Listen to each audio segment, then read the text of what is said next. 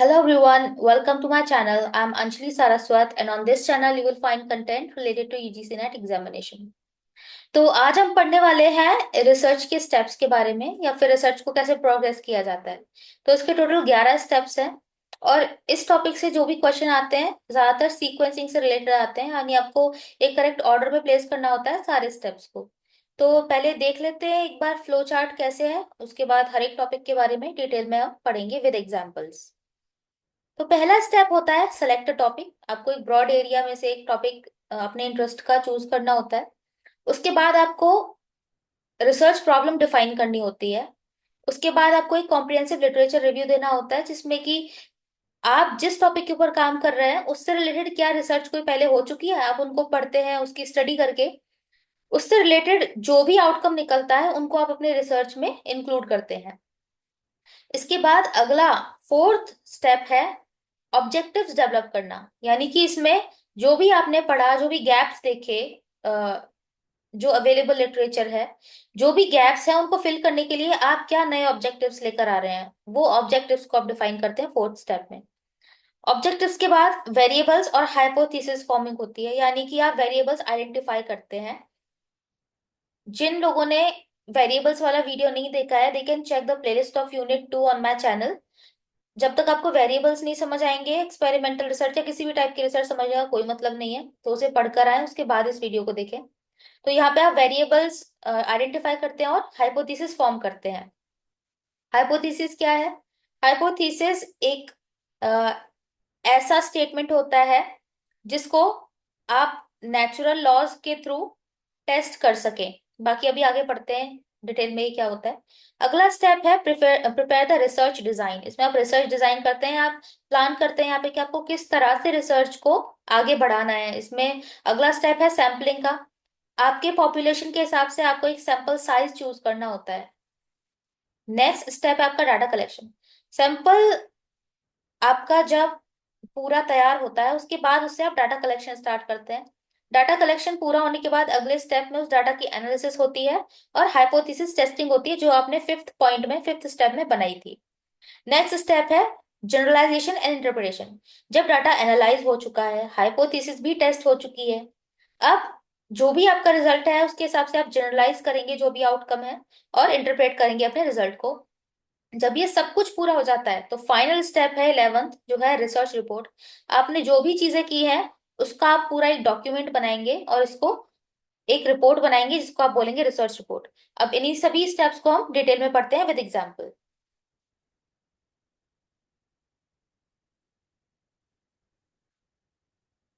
चलिए, यहाँ पे पहला स्टेप है सिलेक्ट अ टॉपिक, यानी कि सबसे पहले आपको एक broad subject area of interest choose करना है, यानी कि आपका इंटरेस्ट किस फील्ड में है उसको एक ब्रॉड एरिया आपको सिलेक्ट करना है। लेकिन ये रेलेवेंट होना चाहिए आपके सब्जेक्ट के साथ, फिजिबल होना चाहिए, मतलब होने वाला होना चाहिए। ऐसा नहीं कुछ भी लंबा चौड़ा सोच लिया बट वो फिजिबल है ही नहीं। और तीसरी चीज है कि आपके पास उसके लिए रिसोर्सेज होने चाहिए। ऐसा नहीं कि आपने कोई बहुत ही मुश्किल सा रिसर्च सोच लिया लेकिन आपके पास ना तो इक्विपमेंट्स है, ना आपके पास लैब फैसिलिटी है, तो आप उसको कैसे आगे बढ़ाओगे। तो ये इंपॉर्टेंट चीज है कि आपके पास अवेलेबल रिसोर्सेज के हिसाब से आपको टॉपिक सिलेक्ट करना है। इसका एग्जाम्पल ले सकते हैं, जैसे कि एक रिसर्चर है, वो चाहता है कि वो स्टडी करे डाइट का क्या इम्पैक्ट होता है डायबिटीज पे। तो उसने एक अपना एरिया ऑफ इंटरेस्ट चूज कर लिया। यहाँ पे एक ब्रॉड एरिया है अभी, क्योंकि डाइट का डायबिटीज पे कई तरीके से फर्क पड़ सकता है, ठीक है। तो यहाँ पे इसने एक broader area of interest choose किया। क्या करना चाहता है वो? He wants to study the impact of diet on diabetes. अब अगले स्टेप में क्या करेगा वो रिसर्च प्रॉब्लम को डिफाइन करेगा, यानी कि ऊपर जो भी उसने देखा है उससे रिलेटेड चीजें पढ़ेगा और उसको नैरो डाउन करके एक स्पेसिफिक टॉपिक पे या स्पेसिफिक इशू पे लेकर आएगा या स्पेसिफिक क्वेश्चन पे लेकर आएगा जिसको कि इन्वेस्टिगेट किया जाना जरूरी है। इसका एग्जाम्पल क्या हो सकता है? ये डाइट का जो इम्पैक्ट है डायबिटीज पे, इसको नैरो डाउन कैसे किया जा सकता है? How does a plant based diet affect blood sugar levels in diabetic patients. यानी कि अगर एक प्लांट बेस्ड डाइट है तो इससे ब्लड शुगर लेवल्स कैसे इफेक्ट होते हैं डायबिटिक पेशेंट्स में। तो ये नैरो डाउन कर लिया उसने एरिया। इसमें सारी चीजें क्लियर लिखी हुई है कि प्लांट बेस्ड डाइट है, और कौन से पैरामीटर्स चेक करने हैं, ब्लड शुगर लेवल्स चेक करने हैं, कौन से, आपके टारगेट पॉपुलेशन क्या है, डायबिटिक पेशेंट्स। ठीक है, डिफाइन हो गई इसमें सारी चीजें, सारे फैक्टर्स रिसर्च प्रॉब्लम में। अब इससे रिलेटेड आप देखेंगे लिटरेचर, यानी कि पहले से क्या रिसोर्सेज अवेलेबल हैं, इससे रिलेटेड क्या रिसर्चेज हैं जो पहले हो चुकी हैं। थर्ड पॉइंट है, इसको बोलेंगे कॉम्प्रिहेंसिव लिटरेचर रिव्यू, यानी कि इसमें पहले से जो एग्जिस्टिंग रिसर्च है उसको आप एनालाइज करेंगे और इसमें गैप्स को आइडेंटिफाई करेंगे। यानी कि ऐसा क्या है जो पहले वाली रिसर्च में छूट गया है या अधूरा रह गया है, जिसको आप पूरा कर सकते हैं, या फिर जो पहले हो चुका है उसमें आप कोई नया पर्सपेक्टिव जोड़ सकते हैं। इसमें आप उन पुरानी रिसर्च के जो गैप्स है उनको आइडेंटिफाई करके जो थ्योरीज है उनको समझते हैं और एक स्ट्रॉन्ग फाउंडेशन बनाते हैं अपनी रिसर्च के लिए आगे। अब इसका एग्जांपल क्या हो सकता है कि reviewing studies on plant based diet and diabetes management to see if there is a enough evidence और if further research is needed. यार कि अब यहाँ पे देखेंगे, जो भी रिसर्चर है वो देखेगा कि कितना डाटा अवेलेबल है प्लांट बेस्ड डाइट का और डायबिटीज मैनेजमेंट का। अगर इनफ है तो अच्छी बात है, नहीं तो फिर और उसमें वो क्या ऐड कर सकता है और क्या चीज है ऐसा जिसको और रिसर्च करने की जरूरत है। अगले स्टेप में वो ऑब्जेक्टिव्स बनाएगा। अब उसको साफ पता चल गया है ये मेरा प्रॉब्लम है, इस प्रॉब्लम से रिलेटेड ये चीजें पहले सॉल्व हो चुकी हैं, अब ये चीजें बची हैं, ये मुझे करनी है।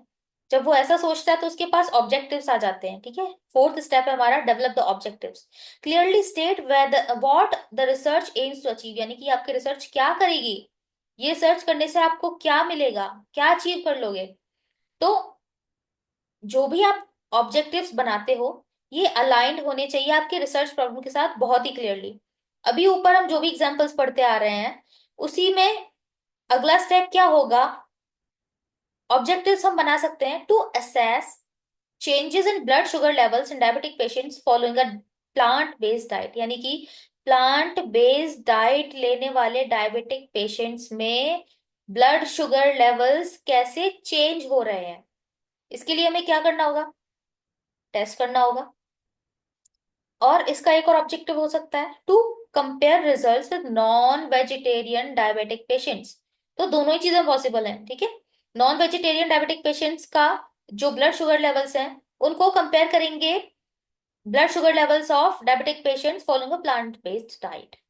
ठीक है, आपके ऑब्जेक्टिव्स यहाँ से क्लियर होने चाहिए कि आपको रिसर्च क्यों करनी है, इससे आपको क्या मिलेगा। 4 स्टेप्स हो चुके हैं। नेक्स्ट फिफ्थ स्टेप है identify variables and form hypothesis. Variables हम पढ़कर आए हैं, डिफरेंट टाइप्स के वेरिएबल्स होते हैं, डिपेंडेंट, इंडिपेंडेंट।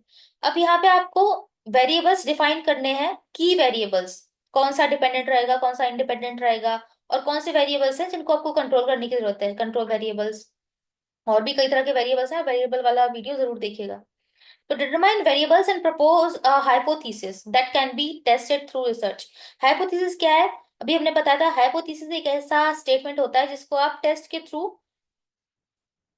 एक्सेप्ट या रिजेक्ट करते हैं। हाइपोथेसिस के बारे में डिटेल में पढ़ेंगे नेक्स्ट वीडियो में कि हाइपोथेसिस क्या होता है, हाइपोथेसिस टेस्टिंग क्या होती है, और इसमें कौन कौन से एरर्स आ सकते हैं। तो अभी के लिए बस इतना जान लीजिए, हाइपोथेसिस एक ऐसा स्टेटमेंट है जिसको आप टेस्ट कर सकते हैं, टेस्टेबल स्टेटमेंट होता है।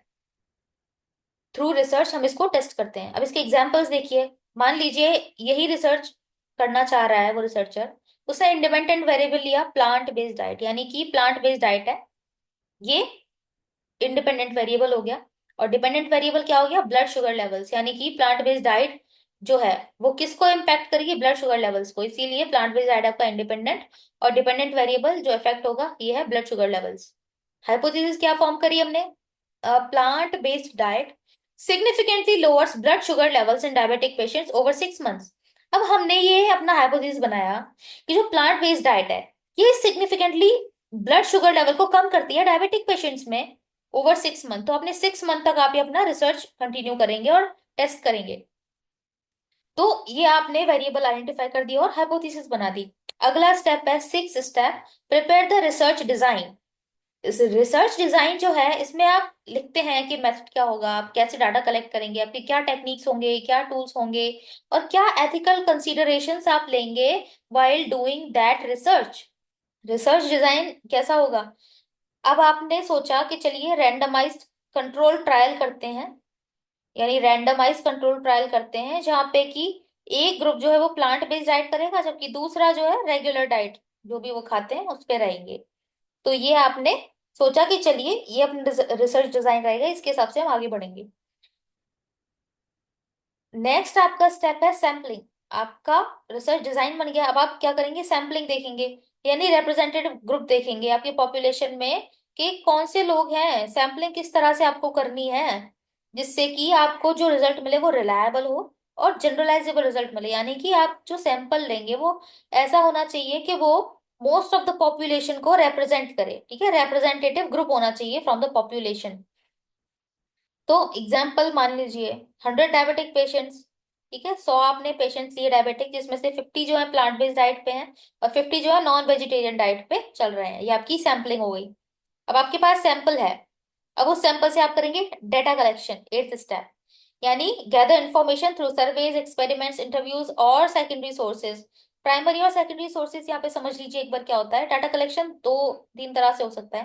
पहला जो है प्राइमरी सोर्सेज वो होते हैं जब आप रियल एक्सपेरिमेंट्स करते हैं, इंटरव्यूज करते हैं, सर्वे करते हैं, यानी कि जो भी पार्टिसिपेंट्स हैं उनसे डाटा आप खुद फर्स्ट हैंड इंफॉर्मेशन ले रहे हैं और खुद ले रहे हैं, ये आपका प्राइमरी रिसोर्स हो गया। सेकेंडरी रिसोर्सेज क्या होता है, पहले से कोई रिसर्च हो रखी है या फिर कहीं से डाटा अवेलेबल है, वहां से आप डाटा लेते हैं और अपने रिसर्च में इंक्लूड करते हैं और उसको एनालाइज करके अपने रिजल्ट्स इंटरप्रेट करते हैं।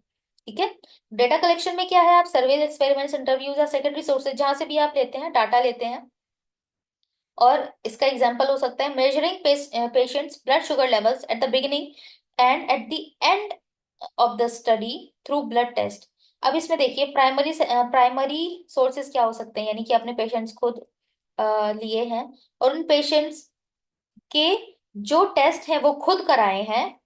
ठीक है, तो ये आपकी प्राइमरी इंफॉर्मेशन होगी, प्राइमरी सोर्स हो गया। सेकेंडरी सोर्स क्या होगा कि पहले से कहीं पे आपको डाटा मिल गया, ठीक है, उन पेशेंट्स का, तो उस डाटा को आपने अपनी रिसर्च में यूज किया। नेक्स्ट स्टेप देखते हैं नाइन्थ। नाइन्थ स्टेप है data analysis and hypothesis testing. इसमें डाटा आपने जो भी कलेक्ट किया है लास्ट स्टेप में उसको एनालाइज करेंगे और हाइपोथेसिस को टेस्ट करेंगे। कैसे, ऑर्गेनाइज करेंगे, इंटरप्रेट करेंगे और एनालाइज करेंगे डाटा को। ठीक है, और डाटा को टेस्ट करेंगे हाइपोथेसिस को देखने के लिए कि आपने जो सोचा था, यानी जो आपने हाइपोथेसिस स्टेट करी थी पहले, क्या वो सही है, और आप अपने कंक्लूजन्स निकालेंगे। हाइपोथेसिस टेस्टिंग हम पढ़ेंगे आने वाली वीडियोस में। तो इसका एग्जांपल देखिए, using a T test, test भी पढ़ेंगे, टेस्ट भी कई तरह के होते हैं। Using a T test to compare blood sugar level changes between two groups. देखिए दोनों ग्रुप्स में ब्लड शुगर लेवल में कितना चेंजेस आया है, उसको आप इस टेस्ट के थ्रू चेक करेंगे। अब जनरलाइजेशन एंड इंटरप्रिटेशन, यानी कि आपकी जो भी फाइंडिंग्स हैं उसको एक ब्रॉडर कंटेक्स्ट में लेकर जाएंगे और इंटरप्रेट करेंगे उसका सिग्निफिकेंस, मतलब क्या मतलब है, आपने जो भी ढूंढा है उसका क्या मतलब है। कुछ काम का ढूंढा है आपने तो उसको आपको बताना है कि भाई ये इस तरीके से आप इसको जनरलाइज करेंगे। तो apply findings to a broader context and interpret their significance, यानी कि अगर आपने इसका एग्जांपल देखेंगे, if the plant based diet shows a significant reduction in blood sugar levels, यानी कि अगर प्लांट बेस्ड डाइट ने बहुत सिग्निफिकेंट रिडक्शन दिखाया है कि मतलब बहुत कम हुआ है blood sugar levels plant based diet की वजह से, तो रिसर्चर बोल सकता है, ये कंक्लूड कर सकता है कि इस तरह की डाइट जो है डायबिटिक पेशेंट्स को रेकमेंड की जा सकती है। ठीक है, अब ये सब काम होने के बाद आपकी आ गई research report. Document the entire research process, यानी कि आपका जो भी रिसर्च प्रोसेस पूरे को आप डॉक्यूमेंट फॉर्म में बनाएंगे। आपकी जो भी फाइंडिंग्स है, कंक्लूजन्स हैं, इस सबको आप एक पूरे स्ट्रक्चर्ड फॉर्मेट में बनाएंगे पब्लिकेशन के लिए या फिर कहीं प्रेजेंट करने के लिए। पब्लिकेशन यानी आप रिसर्च पेपर में पब्लिश कर सकते हैं इसको, और प्रेजेंटेशन यानी कि आप सेमिनार वगैरह में जाके प्रेजेंटेशन दे सकते हैं, कॉन्फ्रेंसेस वगैरह में। इसका एग्जांपल हो गया writing research paper that includes introduction, methods, result, discussion and conclusion which can be published in a nutrition journal. ठीक है, तो ये आपका हो गया सारे स्टेप, ये आपको लाइन से पता होना जरूरी है। अब देख लेते हैं कुछ प्रीवियस ईयर क्वेश्चंस। ये आपका आ जाता है December 2021 से क्वेश्चन।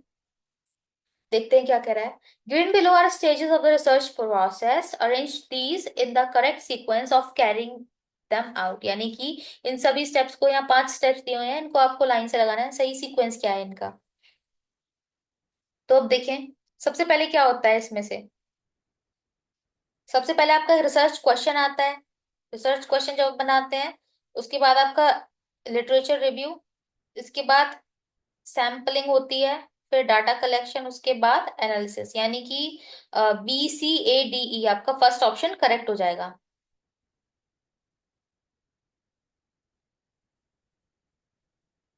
नेक्स्ट क्वेश्चन है, ये भी सीक्वेंसिंग से रिलेटेड है। इसमें भी आपको रिसर्च स्टेप्स को करेक्ट सीक्वेंस में लगाना है। आइडेंटिफिकेशन ऑफ रिसर्च प्रॉब्लम, पहले आइडेंटिफाई करेंगे प्रॉब्लम।